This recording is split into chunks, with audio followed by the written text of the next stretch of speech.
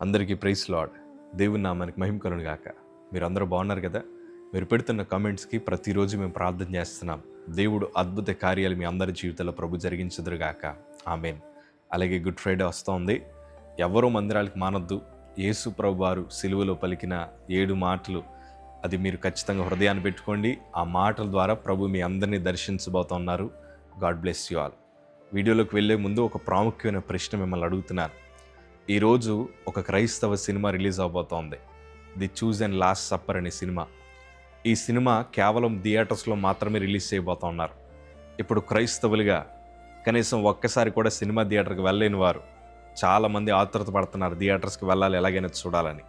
నేను మీ ఒపీనియన్ అడుగుతున్నాను.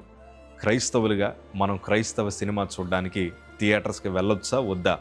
మీ అభిప్రాయాన్ని ఖచ్చితంగా కింద కామెంట్లో తెలియచేయండి. బట్ ఒక్క విషయం, మీరు ఏ పని చేసినా మీ ఆత్మీయ జీవితం దెబ్బతినకుండా ఉండడానికి ప్రయత్నం చేయండి. God bless you all. ఈరోజు ఒక ప్రాముఖ్యమైన విషయాన్ని మీతో మాట్లాడడానికి ఇష్టపడుతున్నాను. మన జీవితంలో చాలాసార్లు ఈ ప్రశ్న మనం వేసుకుంటూ ఉంటాం. ప్రభా, నేను ఒంటరివాడిని అయిపోయాను. ప్రభా, నేను ఒంటరిదాన్ని అయిపోయాను. ఇంతకాలము నన్ను ప్రేమించేవారు నాతో ఉన్నారు. ఇంతకాలము నాకు సలహా చెప్పేవారు నాతో ఉన్నారు. ఇంతకాలము ఆర్థికంగా కూడా నన్ను బలపరుస్తున్న వారు ఎవరొకరు నా పక్కన ఉండేవారు. కానీ ఇప్పుడు వారెవరూ లేరు. ఒంటరిదాన్ని అయిపోయిన ప్రభా, ఒంటరిగా మిగిలిపోయిన ప్రభా అని చాలామంది కన్నీరు గారుస్తూ ఉంటారు. నిజమే, మనల్ని ప్రేమించేవారు, మనల్ని ఆదరించేవారు, మనల్ని ప్రోత్సహించేవారు సడన్గా మన జీవితంలో లేకపోతే మనకి చాలా ఒంటరిగా అనిపిస్తూ ఉంటుంది. ప్రియ సంగమా, కోవిడ్ టైమ్స్లో కూడా చాలామంది కుటుంబాలు తల్లిదండ్రులు కోల్పోయిన వారు ఉన్నారు, పిల్లలను కూడా కోల్పోయిన వారు ఉన్నారు. చాలా ఒంటరి అనిపించింది. కొంతమంది ఉద్యోగాలు కోల్పోయారు, కొంతమంది వ్యాపారాలు కోల్పోయారు, కొంతమంది ఆరోగ్యాలు కోల్పోయారు.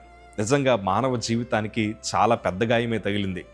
ఇలాగా ఈ గాయము తగిలిన తర్వాత చాలామంది చాలా ఒంటరిగా మిగిలిపోయారు. కాకపోతే ఒక మాట చెప్తానయ్యా, దేవుడు మనల్ని ఎప్పుడు ఒంటరిగా విడిచిపెట్టే దేవుడు కాదు. ఎందుకంటే మోషే చనిపోయిన తర్వాత ఇశ్రాయేలు ప్రజలకి నాయకుడిగా ఉండడానికి దేవుడు యెహోషువని ఎన్నుకున్నాడు. ఇంతకీ యెహోషువ ఎవరు తెలుసా? మోషేకి పరిచర్య చేసిన వాడు. యెహోషువ గారిని ఎప్పుడైతే దేవుడు ఎన్నుకున్నారో, ఈయన చాలా కన్ఫ్యూజన్ల మధ్య ఉన్నారు. ఎలా నడిపించాలో తెలీదు, ఎలాగ నాయకత్వం వహించాలో తెలీదు.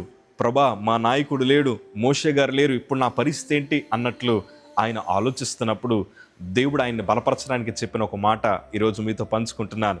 యెహోషువ గ్రంథము 1:9 మాట మనం చదవగలిగితే, నేను నీకు ఆజ్ఞ ఇస్తున్నాను కదా, నిబ్బరము కలిగి ధైర్యంగా ఉండుము, దిగులు పడకము, జడియకుము, నీవు నడుచు మార్గమంతటిలో నీ దేవుడని యెహోవా నీకు తోడయుండును.